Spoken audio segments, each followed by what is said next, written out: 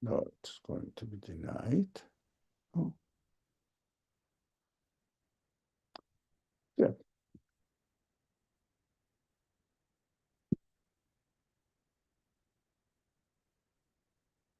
السلام عليكم ورحمة الله. أعوذ بالله من الشيطان الرجيم. بسم الله الرحمن الرحيم. رب اشرح لي صدري ويسر لي أمري واحلل عقدة من لساني يفقه قولي واجعل لي وزيرا من أهلي هارون أخي اشدد به أزري ويشرك في أمري كي نسبحك كثيرا ونذكرك كثيرا إنك كنت بنا بصيرا. ربنا آتنا من لدنك رحمة وهيئ لنا من أمرنا رشدا. لا حول ولا قوة إلا بالله العلي العظيم. وصل اللهم على محمد وعلى آله وأصحابه وأتباعه وسلم والحمد لله رب العالمين. آمين. Inshallah, we will continue studying the story of Job in the Quran, and we studied up to third point. But first, of course, we love to hearing the summary of the last week's discussion and introduction to today's discussion. We are ready Thank to continue. I'm ready, inshallah. Last week was in my notes. I noted that. I mean, it's always very interesting, but I also noted that it was wide ranging in some interesting ways. Um, so before we started talking about uh, the second point, which is the two kinds of worship, we talked about the bigger picture of how God is a teacher and should be viewed as a teacher, not as a kind of commander. So, for example, when we fast, it's for purposes of education, um, to remind ourselves that who is our provider. It's not just we're told to because we have to. And sometimes maybe for some people it's easy to forget the reason. Um, so so God is not a commander. He guides, and when we think of how he guides us to do um, what we're asked to do, then we shouldn't feel that there's a burden. Um, we also talked about how viewing God as a landlord of the universe, and we are therefore extremely needy beings. Um, we should never forget. We should never forget that. And then we got to the text and talked about two kinds of worship. One is active, the other is passive. Passive offering is expressing our gratefulness according to to Nursi, and passive is what he calls imploring, as in what we saw with the supplication of Jonah and Job. He considers this to be a pure form, the passive, that is to say, a pure form without hypocrisy. The person who does passive worshiping thinks of the attendant reward and offers thanks even despite, the suffering or the pain that he or she feels. When we we think of the attendant reward and offer thanks, Nursey considers this to be a case where each hour will count as a whole day spent in worship. And he even goes on to say that in some cases, a single minute counts as equal to a whole day's worship. And we talked about what did that mean exactly. And it's my understanding that um, when I indeed acknowledge that I take my health, for example, for granted, until it's taken away, then I suddenly realize that I'm grateful to my Lord for all the health He has given me. That single minute of realization or understanding counts as a whole day's worship. In Nursey's text, if I understand this correctly. In other words, we go every day in and day out, taking our health for granted until suddenly we don't have it anymore. And then at that moment, we realize, oh my goodness, I'm so grateful to my Lord for all the health He has given me. So that single minute counts as a whole day's worship. And then we talked about how we are given the sense to dislike death. And why are we given that sense to dislike death? Um, because we're given that sense at the same time, we're given the need for permanent eternal happiness. So we don't want to see death. But at the same time, uh, we need to thank God for death, just like we need to thank God for our illnesses. So it's a seeming contradiction, but if we understand why we are given the sense to dislike death, or why are we given illness or suffering, um, when we understand that contradiction, then we can be grateful to our law, our Lord. So that was the last week's discussion. Thank you. Today we are going to have an analysis, a kind of psychological analysis of these senses, inshallah, in the following paragraphs under the title Third Point. So we will understand how this process, why a, a pain may be utilized, and anything that we dislike may be utilized to gain infinite benefit out of it. And what is the reason underlying this understanding or this conclusion? This is very important. Inshallah, we will pay attention, carefully follow the reading the third point, inshallah, by our friend Anne. Her beautiful, articulate reading. I really love it. I go Thank for you. I enjoy it. Okay, so I'll start the third point. Bismillah.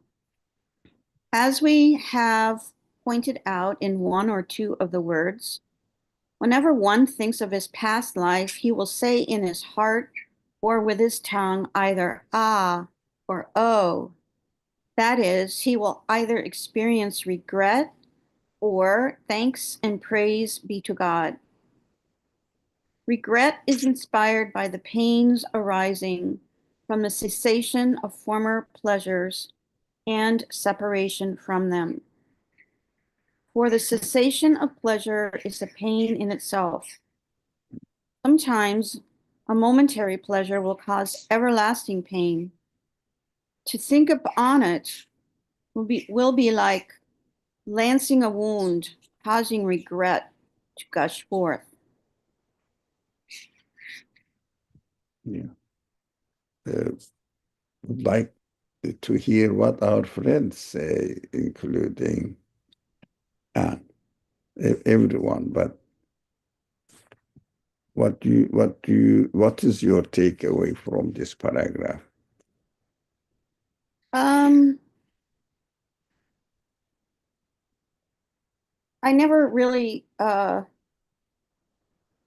um, before these classes, I never really thought about why we experience pain when something pleasurable is over. Like uh,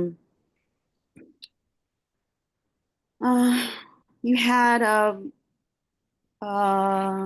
anything that's pleasurable to you. You enjoyed a good meal. You drank a great cup of coffee. You went out with a friend and had a good talk. And then it's over and you feel like I don't want it to stop. Um, it's painful. I never thought about why do I have to experience that? We actually really experience it on I would say on a daily basis. The pain of um, something being completed. It's gone. It's over. And then immediately you start looking for the next time you can do that, the next pleasurable moment, the next one, the next one, the next one, and each time it's gone. So you kind of feel like um, on a race to see how quickly you can get to your next pleasurable moment because you don't want to experience the pain. But I think if you understand why you have the pain, then um, it's a kind of uh, I'd say maybe relief or uh, um, yeah, I would say it's a kind of relief. Now I understand why I have this pain and why it's necessary. But I don't think most people actually think about it. They just move on to the next moment when they can have the pleasure.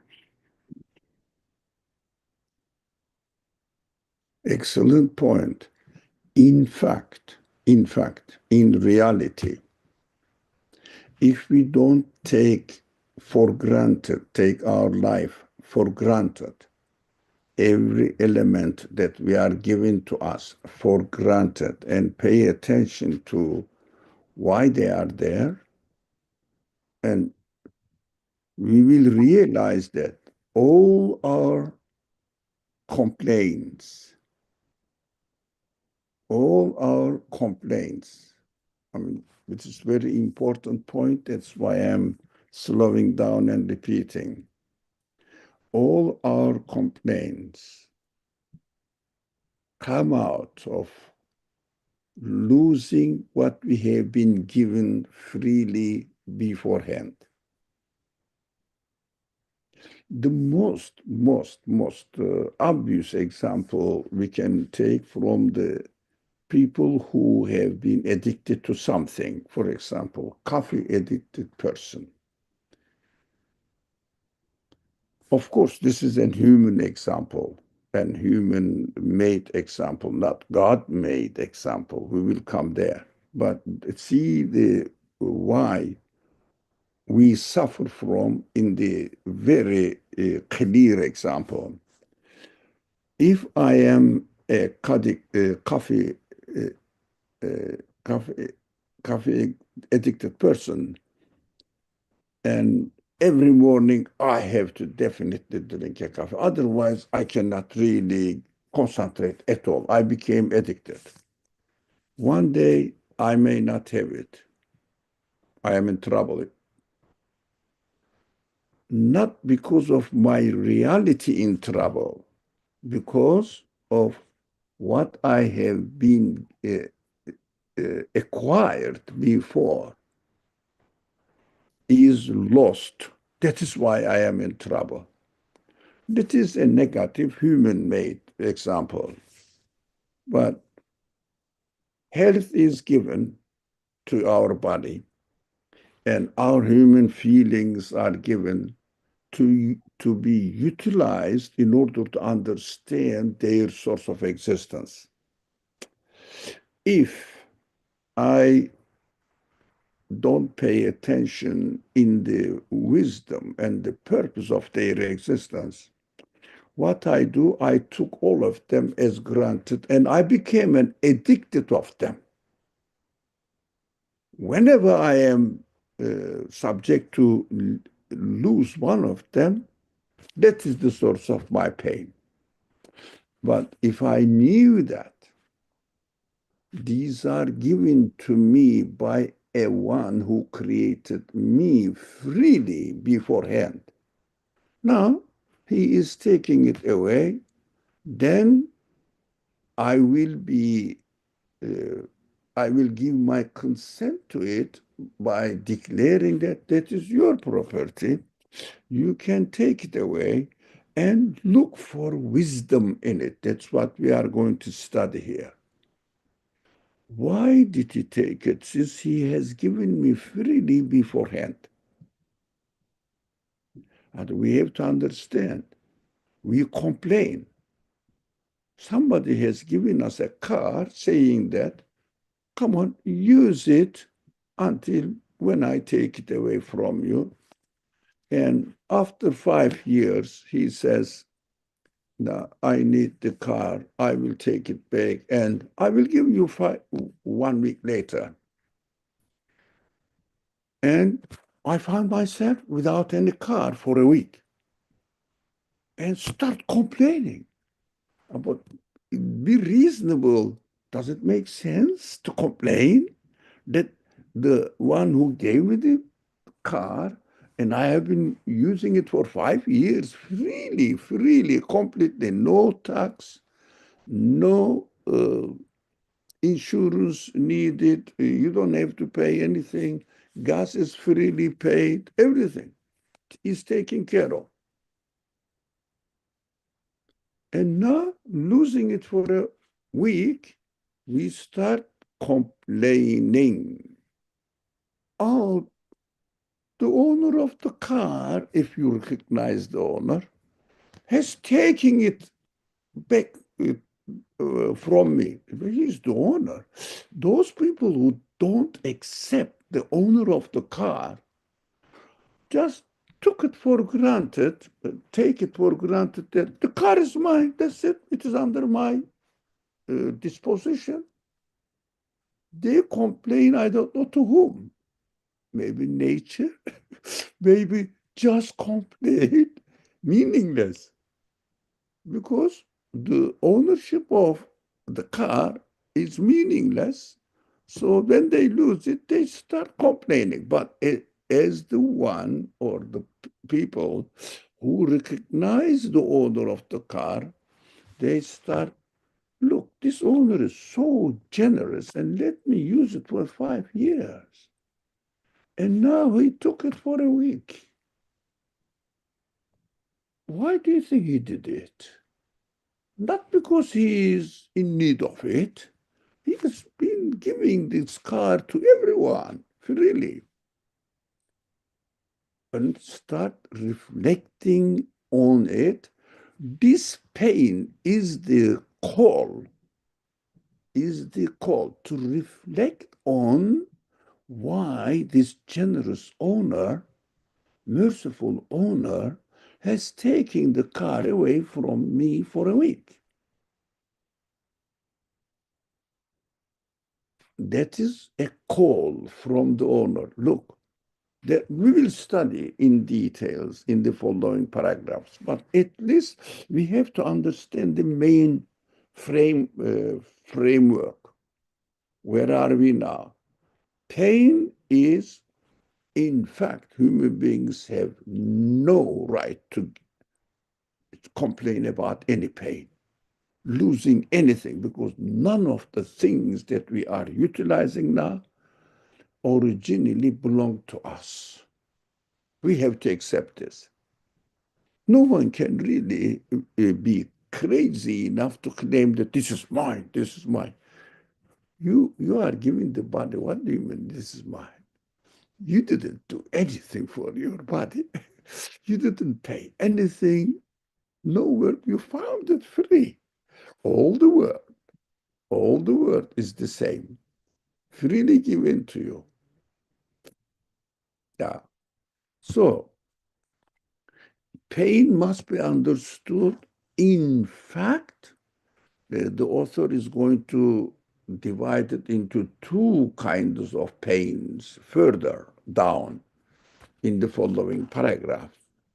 But generally speaking, pain is real, but complaining about the pain because losing something that we are used to utilizing. Call is the text says, I lost it. I am ill now. I cannot really stop coughing. But a week later, it is going to be given to you back. But you have to do something. But this pain is justifiably, wisely created for us to remember something, to learn something, to realize something, what is going on, how I have been treating about this generous gift for me. No, these are going to be discussed. I think it is clear now we understood. The principle is the cessation of pleasure is a pain itself.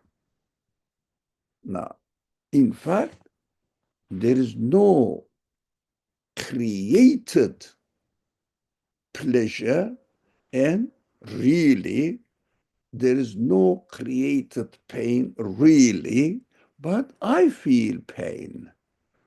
That is real. It is created, but to complain about it, about the pain, is not real. I have no right to complain. Inshallah, we will see it. Inshallah. So, any more comment, question? Otherwise, we can continue reading. Any more question, concern? We will go into details. It is not that simple. But the framework, the foundation must be understood. What pain is all about and why. Yeah. Okay. I'll start. Yeah, if you have no other comment, Oh, what? Bismillah. As for the lasting spiritual pleasure that comes from the cessation of momentary pains experienced in the past, it inspires man to exclaim, "Thanks and praise be to God." In addition to this innate tendency of man, if he thinks of the reward that results from misfortune and the requital that awaits him in the hereafter, if he realizes that his brief life will count as a long life because of misfortune, then instead of being merely patient, he should be thankful. He should say, "Praise be to God for every state other than unbelief and misguidance." Any comment?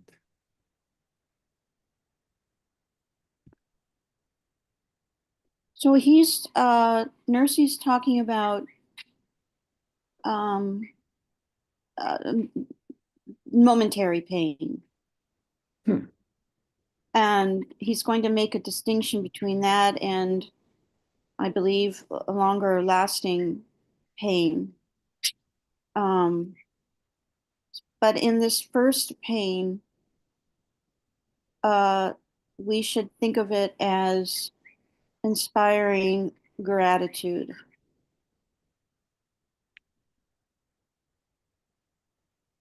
because it will bring lasting spiritual pleasure. Mhm. That's my understanding. Mhm. Yeah, what is this lasting spiritual pleasure? It's an unusual way to talk about pain. Yeah, yes, very unusual. Yeah. Very unusual. I think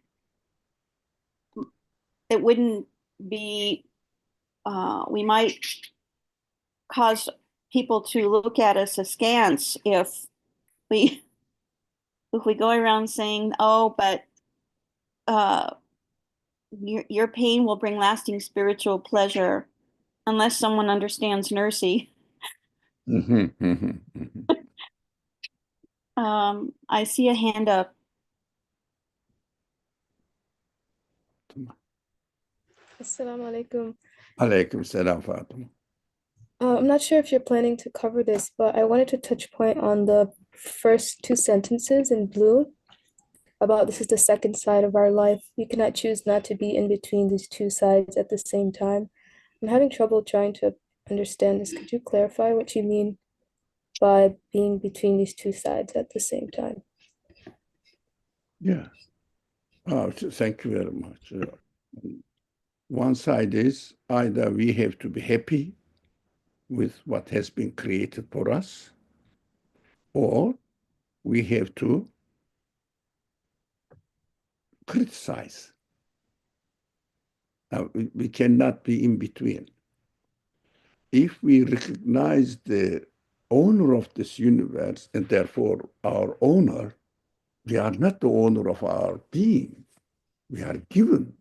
We need to be created. So whoever created us owns us. Whoever created the universe owns the universe. And I am created within the universe, so I am owned by the owner of the universe. If I acknowledge the universe, the owner of the universe, I will know that that is his property. He took it away from me, and he must mean something. He must really uh, aim something because he is so generous. He doesn't need to take my health back. And he is the giver of the health. He doesn't need it. So he's going to utilize it for himself. So we understand only either we acknowledge the creator and accordingly interpret the pain. Of course, we are talking about the pain side of it, or another pain is from the cessation of a moment of pain. Now, oh, pleasure on the other side, pleasure. When the pain disappears, it means go back to my very simple example. The owner of the car has given me back the car, given the car back to me after a week. Oh, I feel happy. So that pleasure, we are in between two. Either lose it and feel pain, or regain it and feel pleasure. So in between. For example, even we don't regain it, but the doctor guarantees that, look, if you do this and this exercises, you will get your limb working, or whatever, your leg or arm, whatever, working better in a week. This news also gives the news of the disappearance, cessation, disappearance of the pain makes me feel happy. So in between, we are always in between, gaining, first losing pain, gaining it again results in pleasure. We are just going through these two kinds of experiences of life. So we have to understand that uh, if we think, let me read it for ourselves, this one. If we think of the reward that result from the misfortune and the requital that awaits him, it awaits us in the hereafter, if we realize that this brief life will count as a long life because of misfortune, then instead of being merely patient, he should be thankful. Why? Now, what is this everlasting reward that waiting for us? In the hereafter, yes. That is what the message of the revelation tells us or gives us the information. How about here in this world? Yes, we can experience the pleasure if we really understand the reward in both cases, either in pain or after the pain disappears, feel pleasure. But we have to know, it is very interesting to understand this subject that the author is dealing here very carefully. We have to realize that I have been using the car for 5 years. And human beings develop familiarity, don't we? Familiarity. First day, I say, a generous man has given me a car, has given me a car, has given me a car, this generous man. The first day, and then a week later, yeah, he was a nice man, and I am enjoying the car. 1 year later, they ask me, do you have a car? Yes, yeah, yes, too. I have a car, yeah. 1 year later, forget about slowly. It is given to me. A generous man has given me a car. 1 year ago, I have been still using it, and he's not taking it away and paying for gas and also insurance. Wow. We forget that. And 4 or 5 years later, we forget about the owner. And the owner of the car knows what is going on in my mind, takes it away because of my neglect, because of my ignorance, because of my not appreciating it and being thankful to it. There is one reason. There are other reasons as well, by the way, to increase my connection with the owner. That is another reason. We will study that. But at this stage, when I am taking away the car for a week, uh, the car is taken away from me for a week. So I realized that, oh, this car wasn't mine. The owner rightfully took it away. But as I mentioned earlier, if someone doesn't acknowledge the owner, accidentally random happenings as a result of random happenings, it happened to be I exist by myself as like I am. As a result of natural developments, accidentally happened to be in this way. So they don't realize what is going on. When there is a pain, they keep complaining. When and they don't know why. Why they are giving this sense of complaint, sense of dislike of pain. They don't think about that's how naturally happens. Meaningless. Their life goes on meaningless. So forget about them.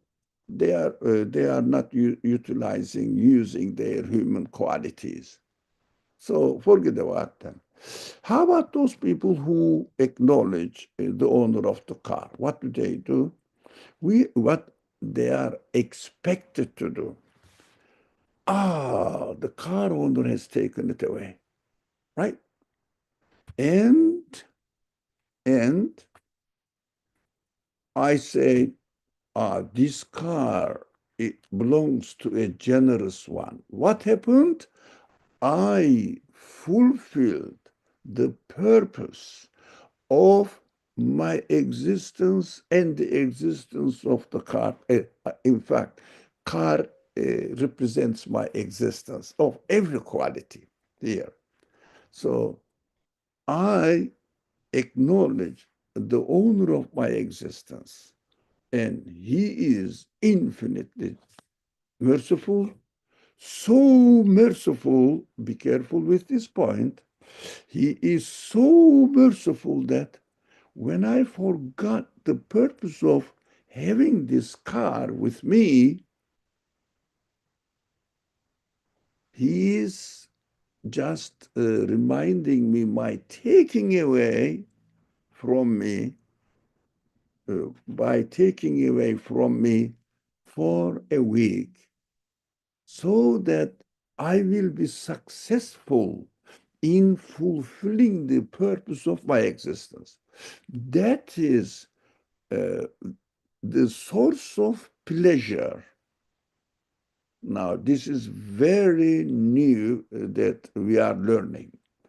That is the source of pleasure in feeling pain. When I feel the pain, when I realize that through the pain,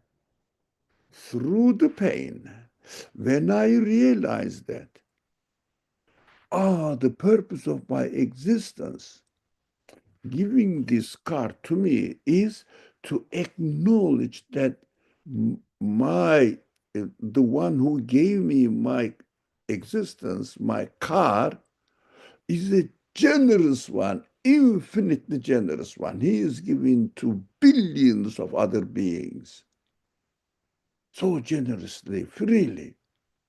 So I am taken care of by a so generous one. Then even when I make a mistake, he mercifully reminds me so that I wouldn't go lost, go astray totally, forget about the owner of my being, and live as if I am an alone. Here I am living in this world, and at the end I lose my car forever. But if I realize the owner, at the end he will take the car away from me. If I recognized him, he will give me a car which is not going to be taken away forever, as a reward for my being grateful to his generosity. That is the key point. I can reverse to the other side and apply the same thing, same mentality, understand. If when I am giving the car back to me, my car came back. I'm very happy. Now, and this will be another source of pleasure now. Look, the generous one didn't take it away forever, gave it to me, reminding me that I have taken it away not to get lost in your being, in your life, that you are just happen to be here meaninglessly, and at the end you will die and disappear from existence forever. No, I know you. I am always with you. I am watching out for you, and always choosing the best way to be successful in your existence, fulfill the purpose of your existence in the best way. That is that is the way I understand that. Look, by acknowledging the giver, I got the car back. How about death? Is it going to be the end of my existence? He is so generous. It cannot be his action that he is going to give me death and make me disappear from from my existence. He will give me permanently. Why? Because he took me away from this life permanently. But my desires for eternal pleasure, enjoyment of my car, still is with me. So he will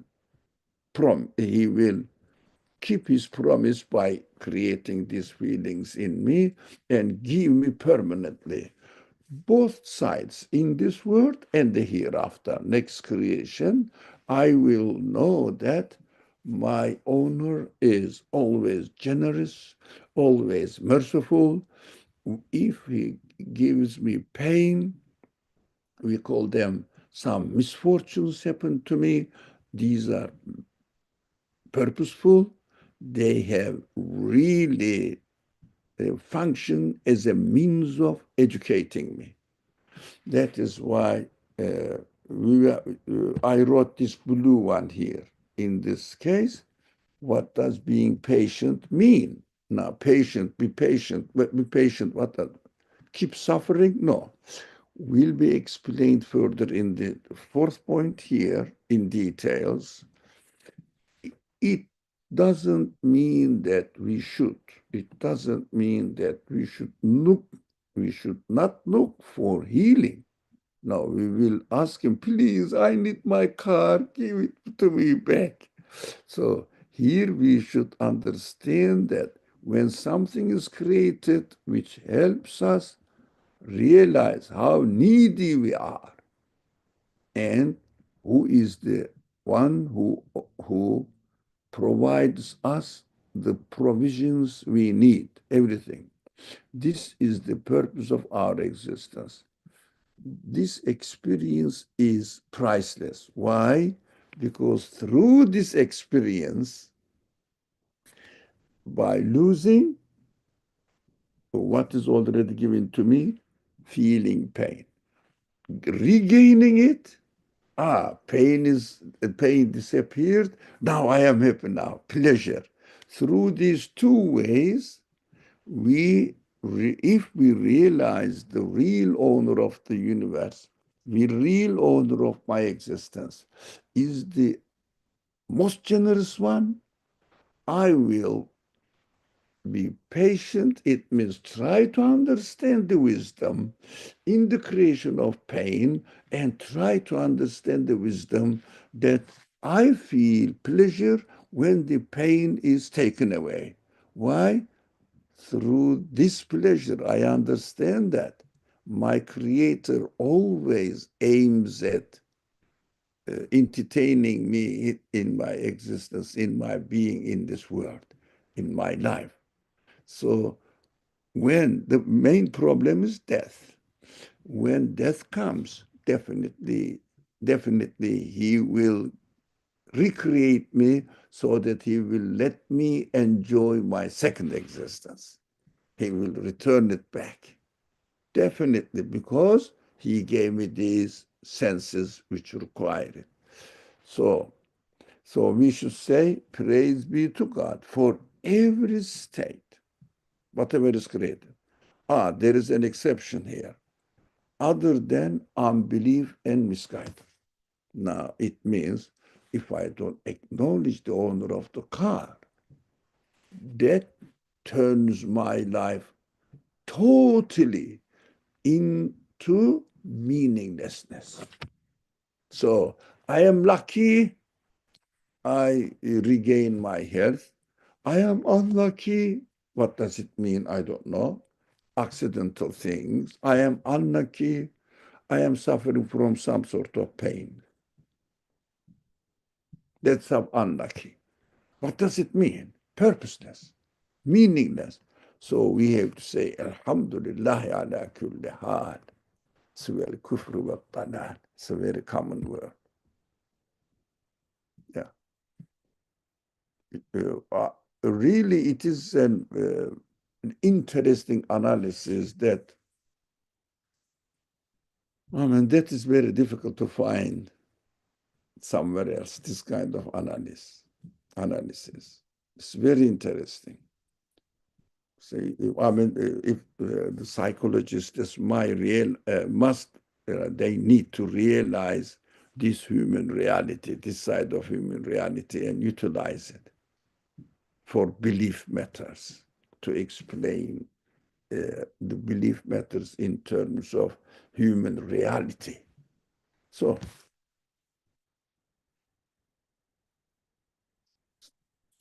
that's what I can share with you so far. Any more question, concern? We can read if you don't mind, or if you have not. Yes, after this, I will have a question. After Yeah. I read this last paragraph. Okay. Okay. Please. Bismillah. It is commonly said that misfortune is long lasting. Indeed, it is, but not because it is troublesome and distressing, as people customarily imagine, but rather because it yields vital results just like a long life. Yes. So, my question is, he's making a distinction between momentary pain or relatively momentary pain and down in this last paragraph, long lasting pain. But in both cases, he says that uh, it yields rewards. So I'm not really seeing the distinction between the momentary and long lasting, since they both yield uh, the same thing, which is uh, intended reward in the hereafter. Now, I'm sorry, because of the culture he is talking, because he says it is commonly said, that Mhm. fortune is long lasting, not misfortune is long lasting. Now, it is assumed that it is understood that it's long lasting. For example, I mean, I had a very dear friend of mine. He suffered for 15 days. And I know unbearable, almost unbearable pain he was in because he needed some sort of surgical treatment, but it wasn't available. He had to wait 15 days. He said, this 15 days was like 15 years for me. Why? So bad. He was couldn't speak, couldn't move, couldn't eat for 15 days, and the pain is so severe. This 15 days looked like 15 years, he said, was long lasting. This 15 days is long lasting because if we live for 2 weeks, for example, 2 weeks, if you go back for 2 weeks, you have no problem in health-wise or any other way. It passes very quick. We don't even notice. But if somebody really experiences pain, he says that this time is never passes, never finishes. That is the feeling. But the author says it is interesting. Yes, this human experience is real. Yes, it is real. I'm not saying no. It is real because the painful days seem to be not passing, not passing. But enjoyable days, oh, 3 hours passes quickly. But he says this experience is a sign that if if we understand the message in it, if we understand the message in giving the pain, not long-lasting pain, no, any kind of pain. Long-lasting, we understand that pain is not long-lasting. We pass the days of pain so with difficulties that it seems to be longer than usual. Pleasurable days pass quickly in our experience. So it is long lasting, and the feeling is given to us for a purpose. This purpose is because it yields the pain. It means taking the car away from me yields vital results, just like a long life. Now, for a week, I have no car. Let's say I'm used to and addicted to use the car. There's no other transportation. For a week, I suffer a lot. But before, for 5 days, I used the car. It was so quickly passed. So, but this taking away the car from me, if I use it in the positive way, I understand that, I mean, in the right way, I understand that the car doesn't belong to me. What I realize now, it belongs to a generous one, merciful one. He gave it to me freely that I have been using, and now I forgot about it. That he is the owner of the car. I declared that I am the owner of the car. He is mercifully reminding me that this car doesn't belong to me. So this realization connects you to the source of your existence. To the source of your existence. And realize that you have an infinitely merciful owner.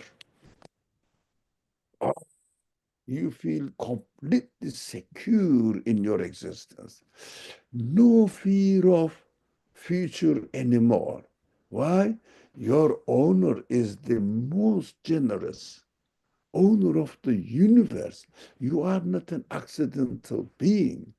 You are not ownerless, meaninglessly existing. No, purposefully existing. You are all powerful, all knowledgeable, the wisest, the all merciful one as your owner, your patron, if you like, your boss.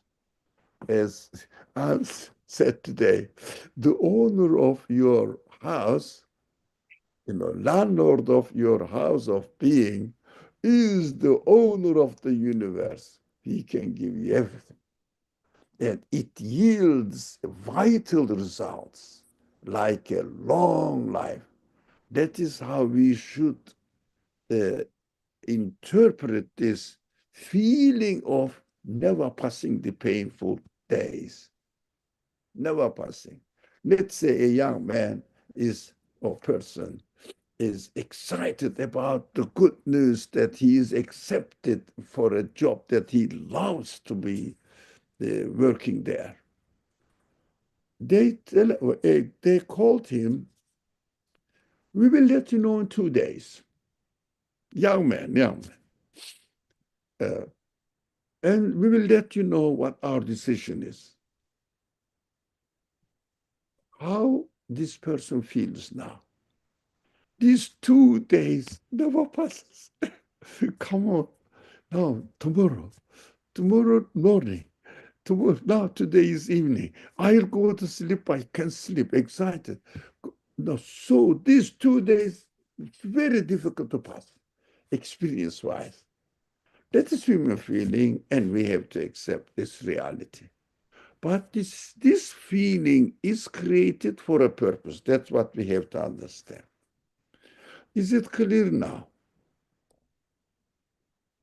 Yes, that was helpful, very helpful. So, do we have further questions or comments, concerns? Otherwise, I think we can start from the fourth point next week. We will go into the details of this very interesting human psychology and how are we going to benefit from it. And how are we going to turn all these negative attitudes toward the Creator, criticism of the creation? Why is it happening there? The wars are there. People are being destroyed. Who are they? No one is helping the needy ones, and there are many people hungry and suffering from the torments and treacherous treatment of the people, this wrongdoings and aggressive people. Or there was a fire somewhere, thousands of houses were destroyed. That's what I heard. We must know it in details, but I heard that. I'm sorry for this, but we have to understand this is not accidentally happening. Of course, we call it in there somebody or something was the reason. That's why. But the creation of it is not accidental. There's definitely infinite wisdom behind it. Inshallah, this very important analysis based on Quranic presentation of the Job, story of Job, we will discuss further, inshallah. I'm really excited about these interpretations, which is quite unique. I don't know whether you heard this interpretation before. I haven't.